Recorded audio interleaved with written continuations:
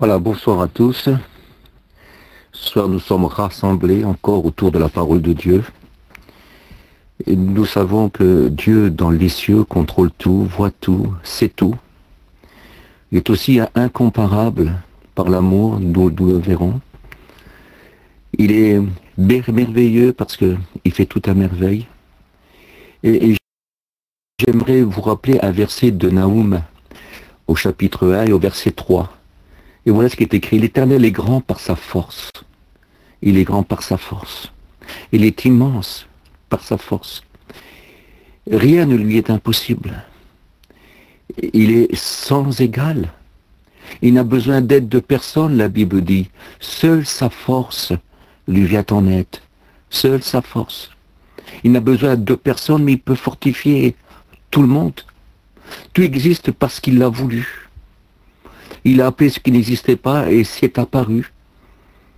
Écoutez, nous ne savons pas comment c'est dans le ciel où Dieu réside, mais il y a eu un temps où il n'y avait rien. Et Dieu a voulu des anges. Et il a créé des anges. Et il les a appelés, puis ils sont apparus. Dieu a créé la terre et le ciel. Et il a voulu qu'il y ait des étoiles. Et chaque étoile est un soleil avec ses satellites. Écoutez, ça se compte par milliards, par milliards, par myriades. C'est un cosmos qui est insondable. Mais il l'a appelé et c'est apparu. Il a fait la terre avec son soleil, avec la lune et toutes les étoiles qui l'éclairent. Et c'est apparu. Il est écrit que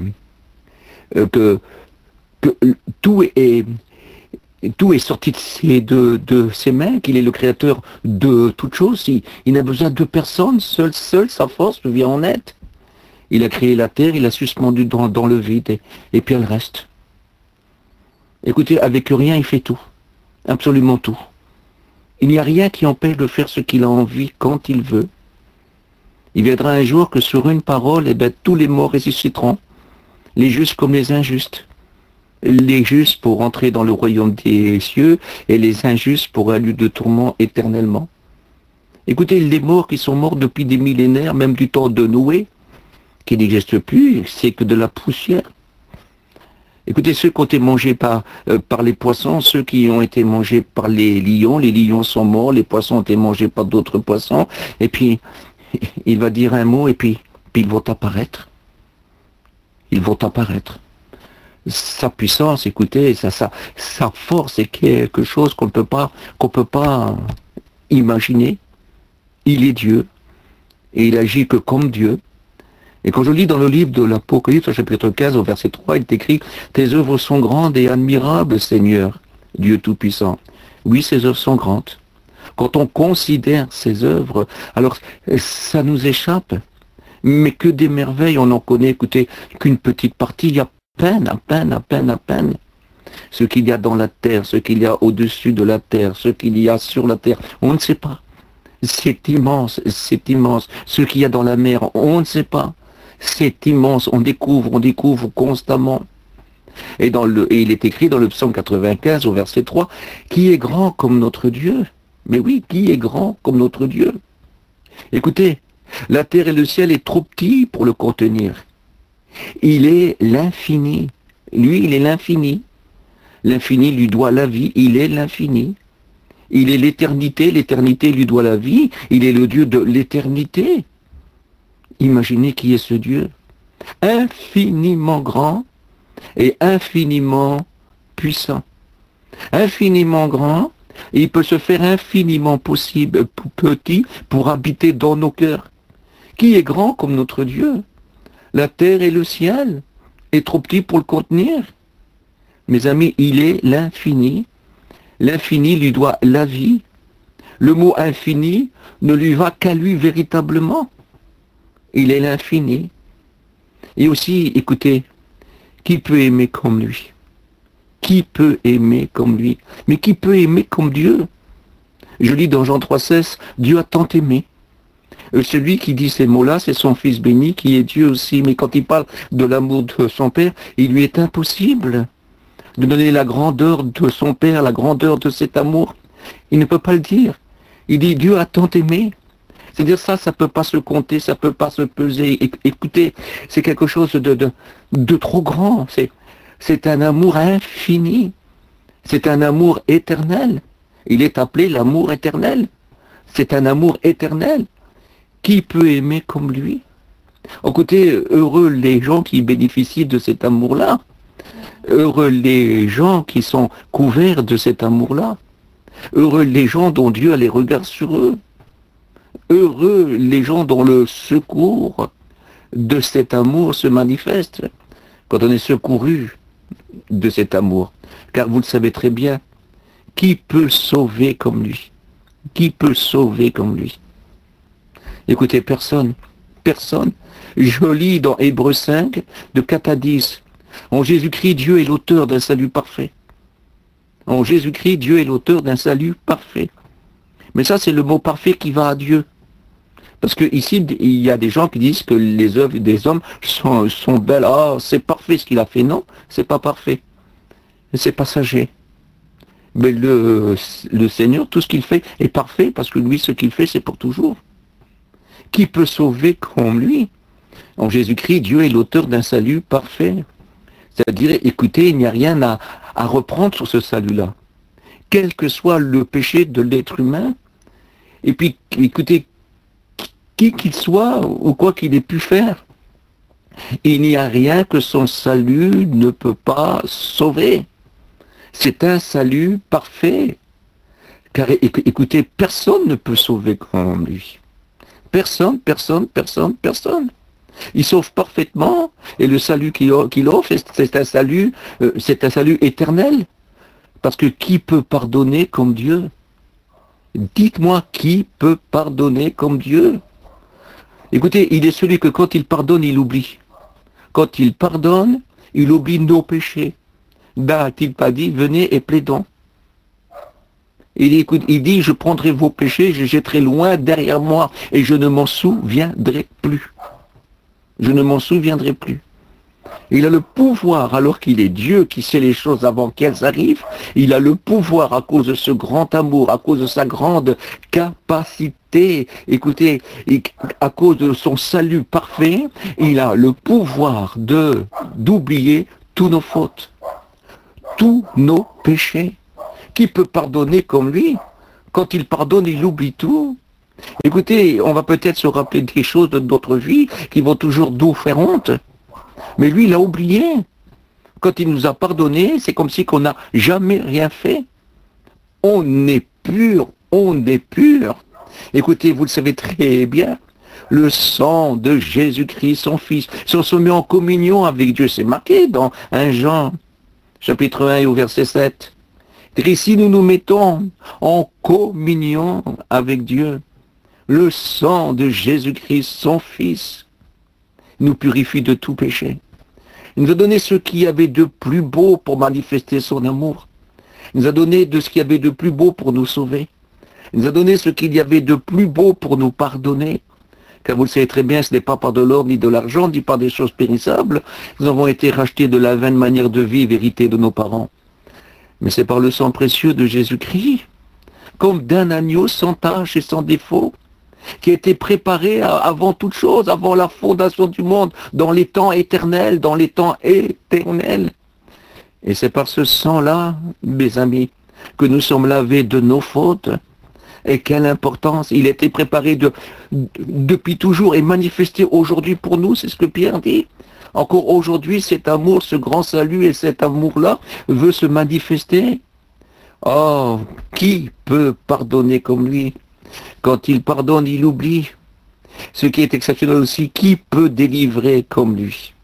N'est-il pas écrit l'ange de l'Éternel campe autour de ceux qui le craignent et les arrache au danger? Et c'est marqué dans le psaume 34 au verset 8. Oui, l'ange de l'Éternel campe auprès de ceux qui le craignent. Et voyez-vous, dans la parole de Dieu, l'ange de l'Éternel, c'est le Christ Jésus. Parce que cet ange-là, il a le pouvoir de pardonner les péchés. Et il a aussi le pouvoir d'effacer les noms du livre de vie. C'est ce que la Bible dit. C'est le Christ. Il dit, vous enverrez mon ange, l'ange de l'Éternel. Il est comme Dieu, il est comme Dieu. Il a toute la beauté, toute la gloire de son Père. Il manifeste toute la force de son Père. Et tout pouvoir lui a été donné dans le ciel comme sur la terre. Et ce merveilleux Jésus a dit, voici je serai avec vous tous les jours, jusqu'à la consommation des temps ici-bas. Car ensuite, nous serons pour toujours, les hommes, tous les sauvés seront avec lui pour toujours dans les cieux. Et quelle importance, ils seront toujours avec lui. Lui-même a dit, comme j'ai vaincu, je me suis assis sur le trône de mon Père. Ainsi, celui qui vaincra, c'est celui qui persévérera, comme moi j'ai persévéré, mais sera assis avec moi sur mon trône. Eh oui, qui peut délivrer comme lui? Je ne sais pas ce qui pourrait te lier, écoute, je n'en sais rien moi, mais je sais que cet ange-là a tous les pouvoirs. N'a-t-il pas dit, si le Fils vous a franchi, vous serez réellement libre? L'ange de l'Éternel a le pouvoir de nous rendre véritablement libres, de nous faire participer à sa nature, de mettre en nous son odeur et ses sentiments. Je vous promets, la Bible dit, oh, qui peut donner comme lui? Qui peut pardonner comme lui? Quand il pardonne, il oublie tout, absolument tout, il oublie nos péchés. Qui peut délivrer comme lui? Qui peut entendre nos cris comme lui? Et marqué dans le psaume 34 au verset 7, quand un malheureux crie, l'Éternel l'entend et le délivre du danger, de toutes ses détresses, quand le malheureux crie. Oh mes amis, quand le malheureux se confie en Dieu, ou quand le malheureux s'est confié en Dieu, ou quand le malheureux vient à Dieu pour se confier à Dieu et crier à Dieu, qui que tu sois et quoi que tu aies fait, tu peux venir. Si dans ta manière de vivre, écoute, tu es malheureux et si tu cherches un remède à ton malheur, n'a-t-il pas dit qu'il a fait des vœux pour notre bonheur? Croyez-le, je le crois véritablement. Dieu n'est pas un homme pour mentir, ni un fils d'homme pour se repentir. Ce que sa bouche déclare, son bras l'accomplit. Écoutez, qui peut délivrer comme lui, mais qui peut entendre nos cris comme lui? Quand un malheureux crie, l'Éternel l'entend et le délivre du danger. Écoutez, je lis dans l'Empire 2, verset 24, regardez ce qui est écrit. Qui peut guérir comme lui? Écoutez si c'est beau. Lui qui a porté nos péchés en son corps sur le bois, afin que mort à nos péchés, nous vivons pour la justice. Lui dont les meurtrissures nous a guéris. Il y a une vingtaine d'années de cela, une maman était sur son lit où elle doit mourir, sur son lit de douleur.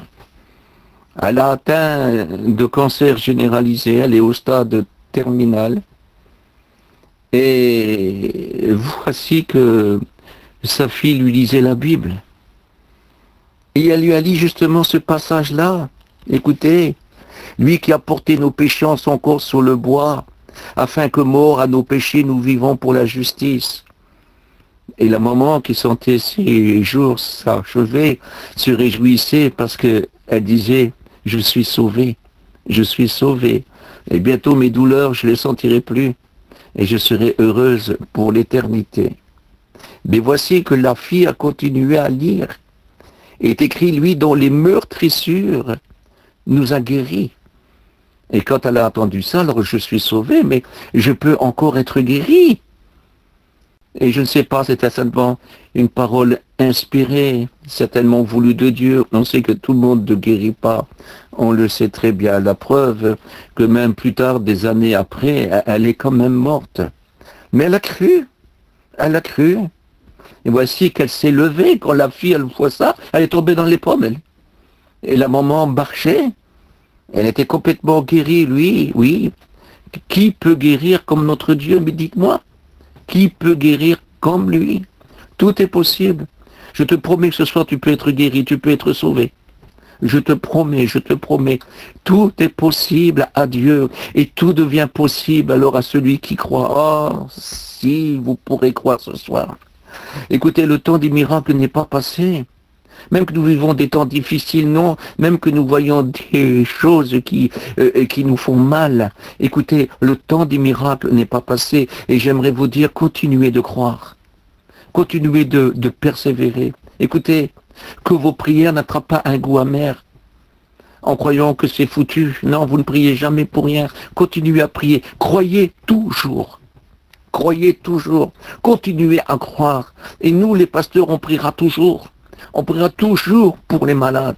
On priera toujours. Et si on voudrait écouter, laisser parler tous les témoignages, si tout le monde voudrait témoigner de ce que Dieu a fait pour eux déjà dans leur vie, vous verrez que Dieu guérit toujours et qu'il pardonne toujours. Et j'aimerais aussi vous parler de qui peut nous comprendre comme lui.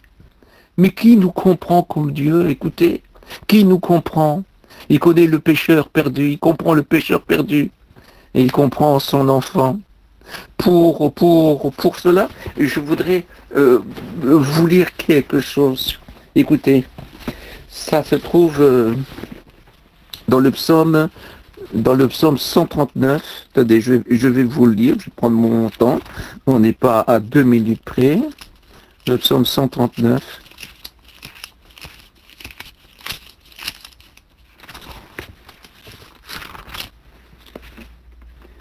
Et écoutez, Éternel, tu me sondes et tu me connais.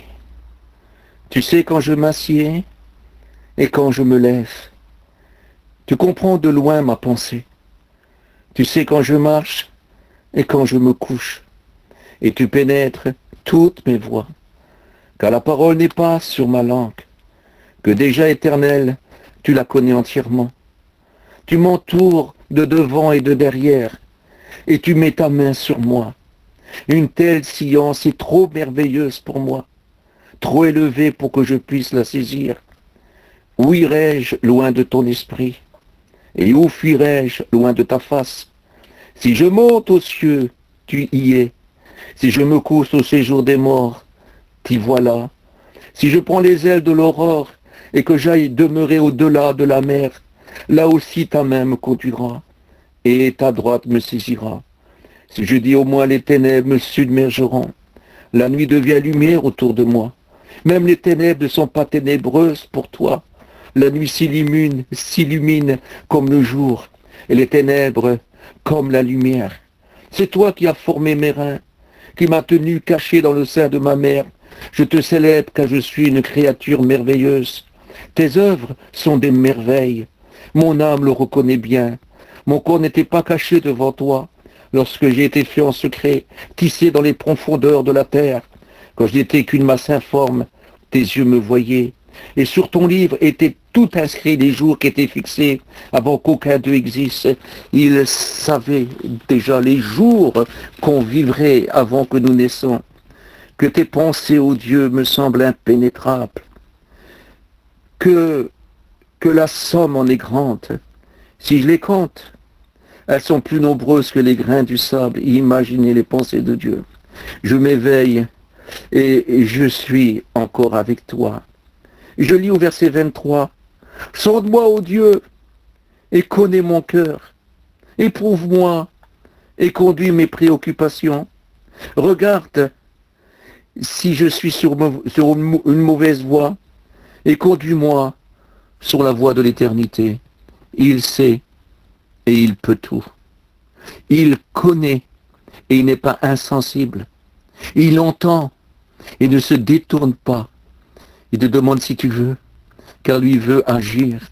Et je voudrais terminer juste avec ce point-là. Écoutez, qui est un père comme Dieu? Mais dites-moi qui est un père comme Dieu? Nous avons tous eu des pères. Il y en a qui ont eu des pères meilleurs que d'autres. Mais nous avons tous eu des pères. Et puis même si certains n'ont pas toujours été bons, ils n'ont pas toujours été mauvais aussi. Et puis parfois ils ont essayé de faire des choses bien. Mais le meilleur des pères ne peut pas tout faire. Le meilleur des pères ne connaît pas tout. Le meilleur des pères ne peut pas toujours garder. Le meilleur des pères ne peut pas délivrer. Le meilleur des pères ne peut pas toujours sauver. Le meilleur des pères est incapable de pardonner son fils et ses fautes. Il est impossible. Écoutez, il est impossible. Le seul qui peut véritablement pardonner les fautes, c'est notre Père céleste. Le seul qui peut toujours entendre nos cris, où qu'on est, c'est notre Père céleste. Le seul dont les regards ne nous quittent jamais, c'est notre Père céleste. Mais qui est un Père comme Dieu? Écoutez, notre Père qui est aux cieux. Souvenez-vous, Matthieu 6,9. Jésus dit, quand vous priez, dites notre Père qui est aux cieux. Écoute, si Dieu n'est pas encore ton Père, il peut le devenir. Parce qu'il veut devenir le Père des orphelins. Et il peut t'adopter. Écoute, tu peux devenir enfant de Dieu si tu acceptes Jésus-Christ. C'est marqué que nous sommes tous enfants de Dieu, tous fils de Dieu dans la foi en Jésus-Christ. Il est écrit que tous ceux qui ont reçu Jésus-Christ comme sauveur, il leur a donné le pouvoir, le droit d'être appelé enfant de Dieu. Écoutez, qui est un Père comme Dieu, qui a donné son Fils unique, Dieu, pour pouvoir nous adopter, pour pouvoir nous faire partager avec son Fils. Il fait de nous héritiers et co-héritiers avec Dieu. Il appelle son Fils Dieu. Et il fait de nous héritiers et co-héritiers avec son Fils. Et je lis dans le livre de l'Apocalypse, chapitre 3, au verset 21, où Jésus dit, j'ai vaincu, il dit. Mais au vainqueur, celui qui vaincra, il s'assiera avec moi aussi sur mon trône. Je ne sais pas si vous réalisez, je ne sais pas si vous comprenez, mais pour qu'il devienne votre Père. Vous savez ce que dit Jésus? Il dit, je me tiens à la porte et je frappe. Et si quelqu'un entend ma voix, et qu'il me laisse rentrer, eh bien je vais rentrer. Il voudrait rentrer dans ta vie, il voudrait rentrer dans ton cœur, il voudrait s'occuper de toi. Il dit, et si j'entre pas seul. J'entre avec mon Père. Jésus n'a pas dit qu'il est le chemin, la vérité et la vie, et que nul ne vient au Père que par lui. Si vous laissez rentrer Jésus-Christ, celui que Dieu a envoyé pour préparer le chemin, pour que Dieu puisse aussi rentrer dans votre vie et devenir votre Père, écoutez, ouvrez-lui votre cœur. Il n'est pas trop tard. Vous pouvez faire la paix avec lui. Écoutez, il est grand par sa force. Il n'a besoin d'aide de personne. Seule sa force lui vient en aide. Quelle capacité. Il ne vous demande pas que vous soyez fort. Lui, il veut vous fortifier. C'est pas votre force qu'il a besoin, c'est votre cœur. Écoutez, ses œuvres sont grandes et admirables. Il est le Seigneur Dieu Tout-Puissant. Écoutez, qui est grand comme notre Dieu? La terre et le ciel est trop petit pour le contenir. Il est l'infini. Qui peut aimer comme lui? Jean 3,16. Dieu a tant aimé. Qui peut sauver comme lui? En Jésus-Christ, Dieu est l'auteur d'un salut parfait. Qui peut pardonner comme lui?